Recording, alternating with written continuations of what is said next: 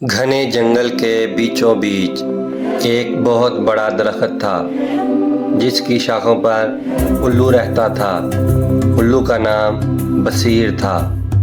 بصیر کو سب جانور عقل مند مانتے تھے، مگر کچھ جانوروں کو اس کی باتوں میں کچھ چالاکی بھی نظر آتی تھی۔ وہ اکثر دوسروں کو نصیحتیں دیتا اور خود بہت خاموشی سے فائدے اٹھاتا رہتا۔ ایک دن جنگل میں ہلچل مچ گئی۔ ریچھ، جس کا نام بالو تھا، جو شہد کے چھتے جمع کرتا تھا، صبح اٹھا تو دیکھا اس کے سب شہد کے مٹکے خالی تھے۔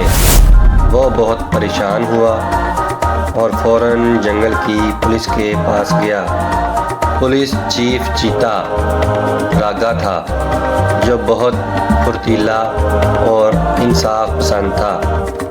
اس کے ساتھ اس کی ٹیم میں خرگوش، چیکو، ٹیکنیکل ماہر اور ہاتھی بھولو، طاقتور سپاہی شامل تھے۔ تحقیقات شروع ہوئیں۔ چیکو نے مٹی پر چھوٹے پنجوں کے نشانات دیکھے، مگر وہ ریچھ کے نہیں تھے، نہ بندر کے۔ راگا کو شک ہوا، یہ کسی چالاک جانور کا کام لگتا ہے۔ چیتا نے جنگل میں خفیہ کیمرے لگوائے۔ اگلی رات جب سب سو رہے تھے تو الو بصیر بڑی خاموشی سے درخت سے اترا، چھپتے چھپاتے شہد کے آخری مٹکے کی طرف بڑھا، اور جیسے ہی اس نے ڈھکن کھولا، فلیش کیمرے نے تصویریں لے لیں اور الارم بج گیا۔ پوری پولیس ٹیم وہاں پہنچ گئی۔ بصیر رنگے ہاتھوں پکڑا گیا۔ اس نے اعتراف کیا، میں نے کبھی شہد چکھا نہیں تھا، بس تجسس ہوا اور دل پھسل گیا۔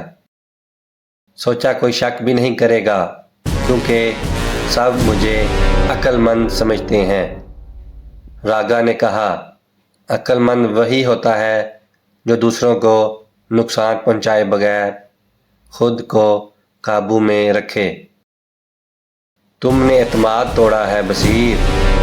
بصیر کو ایک مہینے تک بالو کے ساتھ شہد کے چھتے بنانے اور جمع کرنے کا حکم دیا گیا۔ وہ روز درختوں پر چڑھتا، پھولوں کی تلاش کرتا اور بالو کی مدد کرتا۔ مہینے کے آخر میں بصیر بہت بدل چکا تھا۔ اس نے جنگل کے سب جانوروں سے معافی مانگی اور کہا، اصلی دانائی اپنے عمل سے آتی ہے، صرف نصیحتوں سے نہیں۔ جانوروں نے اسے معاف کر دیا اور جنگل میں پھر سے امن قائم ہو گیا۔ تو پیارے بچوں، اس کہانی سے ہمیں یہ سبق ملتا ہے کہ عقل کا دعویٰ تب ہی سچ ہوتا ہے جب انسان یا جانور اپنے عمل سے ثابت کرے۔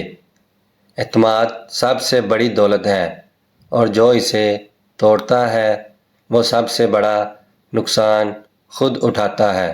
لہٰذا ہمیں کسی کا بھی اعتماد توڑنا نہیں چاہیے۔